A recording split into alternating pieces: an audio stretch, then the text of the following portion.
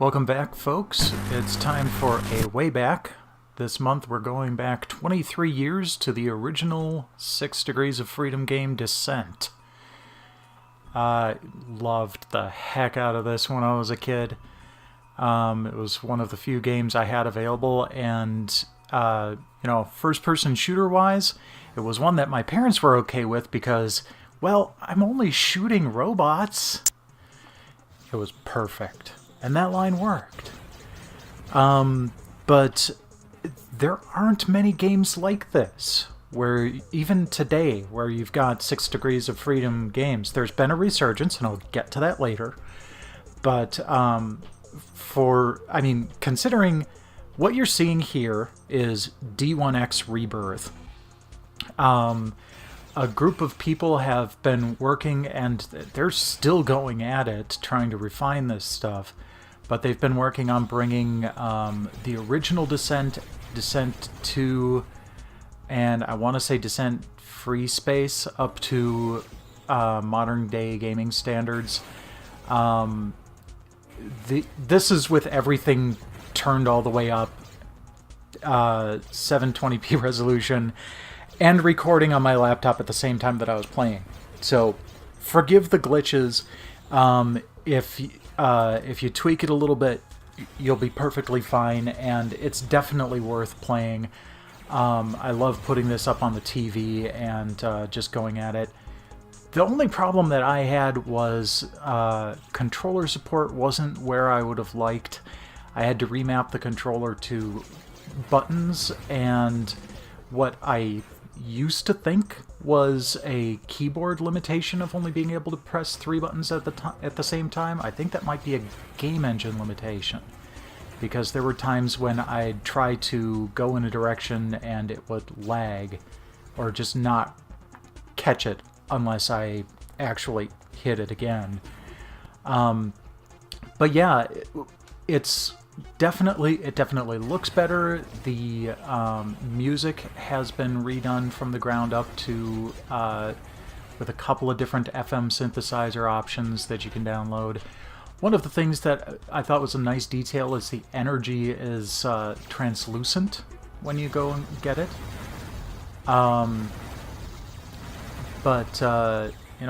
For the most part, I was doing pretty good. Like, it hadn't been a decade since I last poked at this game. One of the things I absolutely love in this is that the reactor there, it shoots at your last location. It doesn't shoot directly for you. Even if you're cloaked, it shoots at the last one that you weren't cloaked. This being the PC version, you've got the in-game cutscene at the end of the level, and you're free. I did not have the CD version available at the time that I was recording this. I've got it somewhere, but D1X Rebirth works with the Good Old Games and Steam versions of this, which are available for about $10. Highly recommended. But there's also the PlayStation 1 version. This came out in 1996, and it's a spot-on port. The light sourcing is even much better than the original. This came out before the DualShock analog, which is a tragedy because even without it, it's really playable. I found this at Universal Collectibles near where I live in Menominee Falls, Wisconsin. And it was in its old, long cardboard box case and everything. I popped it in, and I was pleasantly surprised. What you're seeing here is direct gameplay footage. It's stretched out because I played it on the PS3, but the wireframe map is there. The speed is pretty much on point. Compared to some of the other FPS ports that came out around the same time, this is top-notch. You could even play multiplayer with 2 PlayStations and a link cable. even had passwords that you could use if you didn't have a memory card, but fortunately, as long as you got the memory card, you don't have to remember a 20-character long password. So I would definitely say if you find this out in the wild and you're a big fan of Descent, it is worth getting used to the controller to give it a try. And because it's the CD version, it even comes with the beginning and end cutscenes for each level that are fully 3D rendered. Much more impressive than the in-game engine cutscenes on the PC.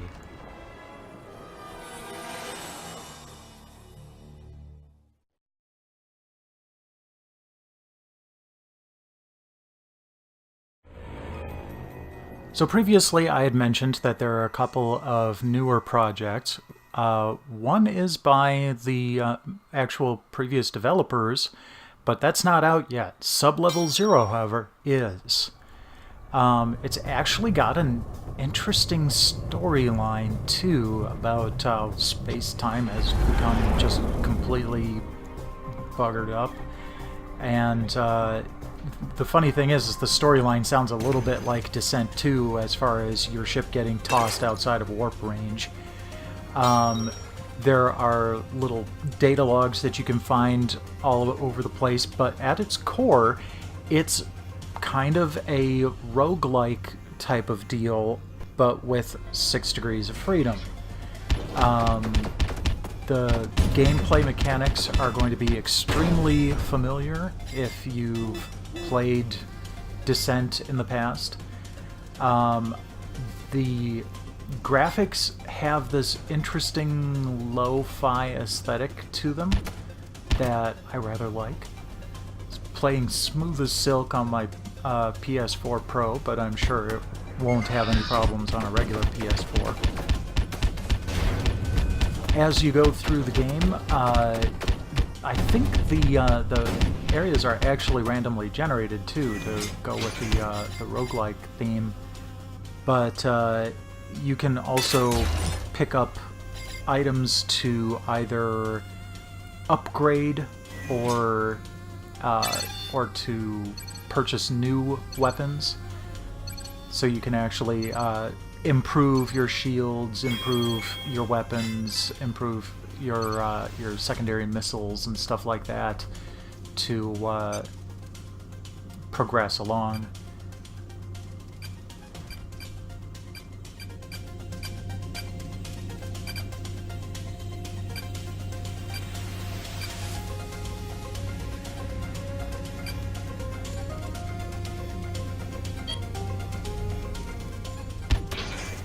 One thing to keep an eye out for that I ran into is weapon conservation, or ammo conservation. You definitely don't want to be running out of ammo in the middle of a firefight like I did here. I just barely managed to limp my way through that fight.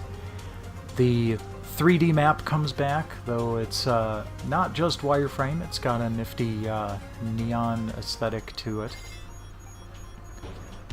But overall, I highly recommend this. It's available on the PlayStation Network, and it's actually available on Steam with a VR option as well. It has not come to the PSVR yet, but I would love to see that happen.